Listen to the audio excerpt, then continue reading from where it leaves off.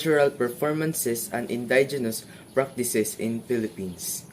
Many indigenous peoples in the Philippines such as the Ifugaos in Cordillera Mountains continue to thrive in their relatively remote and yet self-sufficient communities.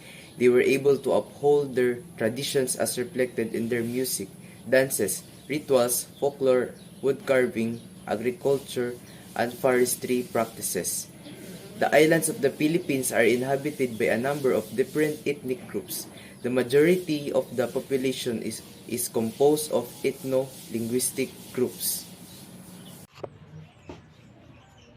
Many of these groups converted to Christianity, particularly the lowland coastal groups, and adopted many foreign elements of culture.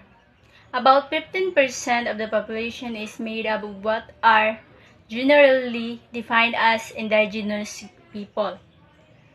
They are the descendants of the original inhabitants of the Philippines.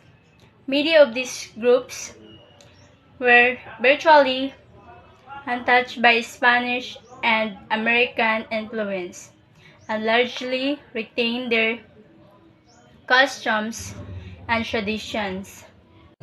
Visual arts. Philippine indigenous visual arts are sculpture or carving, pottery, weaving, physical ornaments are famous all over the country and are valued both by the local and tourists. Dance.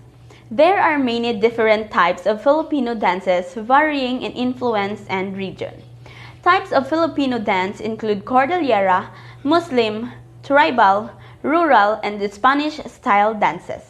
The Philippines has many popular folk dances which have evolved, changed as they have been passed down from generation to generation. Literature and theater. Philippine literature includes the legends of prehistory and the colonial legacy of the Philippines. Pre-Hispanic Philippine literature were actually epics passed on from generation to generation, originally through oral tradition. Music. Philippine tribal music antedates the first Filipino musicians trained in Western music, most probably in the 17th century.